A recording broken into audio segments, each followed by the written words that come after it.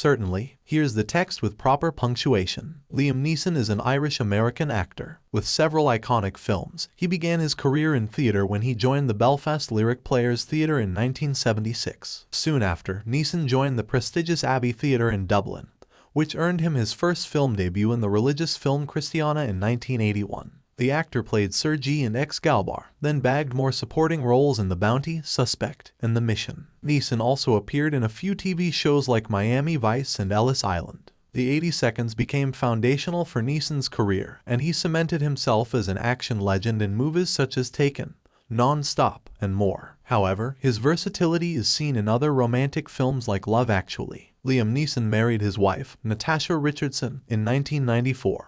And they were happily married for 15 years until her tragic ski accident happened. Richardson suffered a fatal head injury while skiing in Quebec's Mont Tremblant. She survived her husband, Neeson, and their two sons, Michael and Daniel, who were 13 and 12 years old at the time. When Richardson tumbled down the slope, she waved at the ambulance for help. However, as time went on, her condition started to worsen. The actress was transferred to a hospital in Montreal and reunited with her husband. Neeson was filming in Toronto, so he was able to rush to the hospital. The doctors explained the severity of his wife's injury and showed him the X-ray. Neeson was shocked and explained that her brain was squashed against her skull. Therefore, the doctors told the actor that his wife was brain dead. Neeson went in to see Richardson and said his final goodbye. Neeson started by telling his wife that she had suffered a head injury and would not be able to recover from it. He was unsure if Richardson could hear him since she was on life support, but he still told her he loved her and informed her that she would go to New York to be with her friends and family. Richardson was transported to New York and died surrounded by her friends and family. Neeson made sure that all her loved ones would be able to say their final goodbyes. Neeson revealed that he and his wife had promised each other to pull the plug should any of them be in a vegetative state.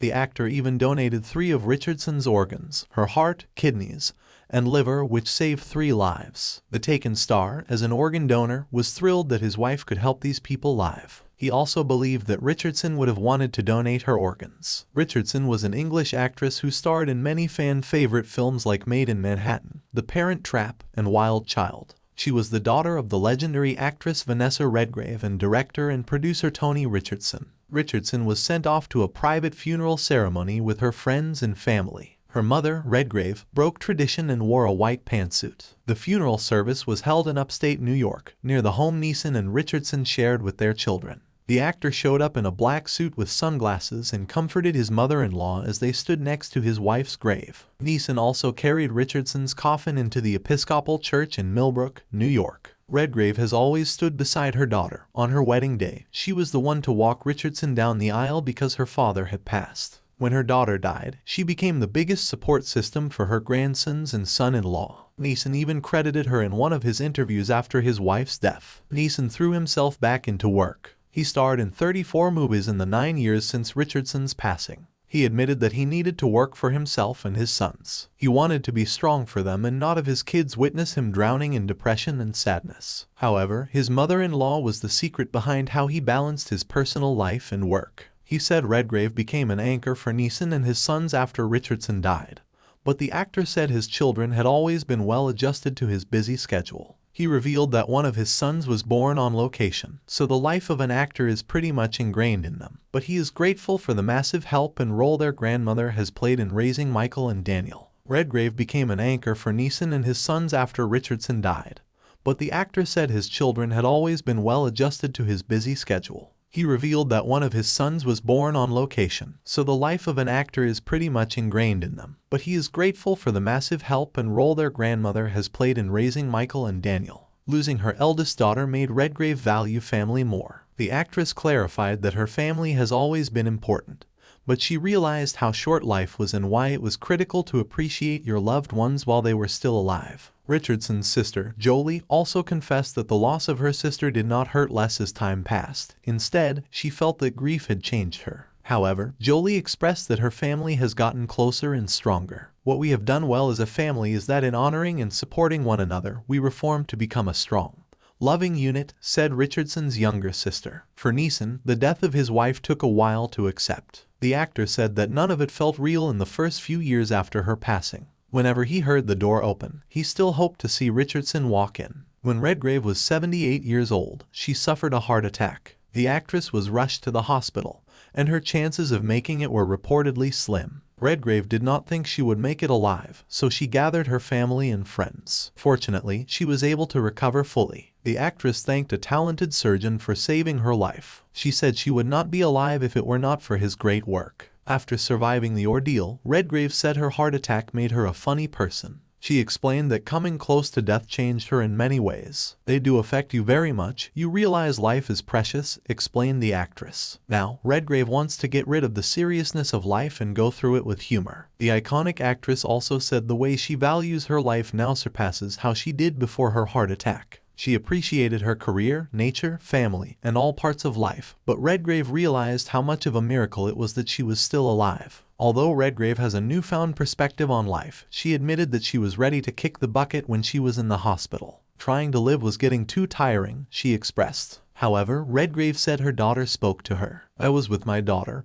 and I said, I am sorry, I just think I am going to have to give up, she added. She did not say, go on, you can do it, go on. She gave me a lovely smile and said, well, if you feel you must go, then you should go. That would be good. Redgrave's connection with her daughter gave her the strength to fight for her life. But the actress was diagnosed with emphysema, a lung condition that causes shortness of breath. The actress admitted that the diagnosis came from her smoking. She explained that her lungs were only functioning at 30% capacity despite her stopping smoking. Redgrave revealed this information in an interview with Evening Standard. Still, she later denied that her lungs were at 30% capacity and said she did not know where the publication got the information. The actress celebrated her 86th birthday in January, and her daughter, Jolie, shared a picture of her on Instagram, where she was sitting in the garden beside her dog, smiling. Jolie also shared a series of old photos from her childhood and of her young mother, while Neeson, his mother, and sister-in-law were trying to grapple with Richardson's death and find ways to keep her memory alive.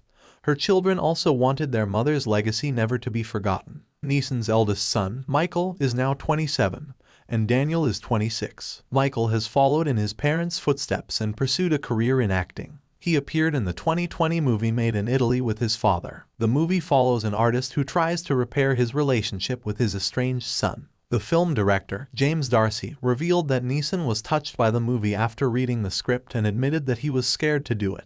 But he knew he had to do it, mainly because of the fear it evoked. The storyline was close to Neeson's heart, and he did not doubt that Michael would be suitable to play his son in the film.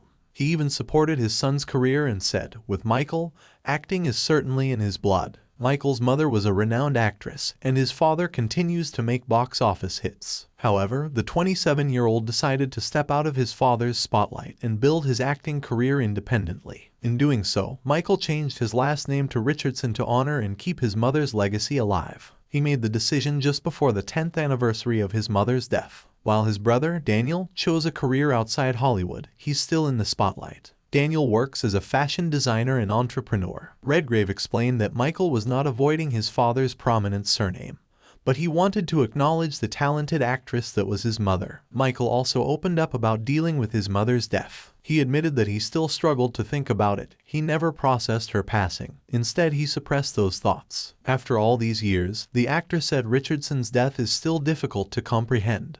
Therefore, her memory must stay alive, no matter how painful life without her will be. Richardson was a Tony Award-winning actress and came from a lineage of actors. So, it is no surprise that her son would want to honor her as his beloved mother and an iconic actress.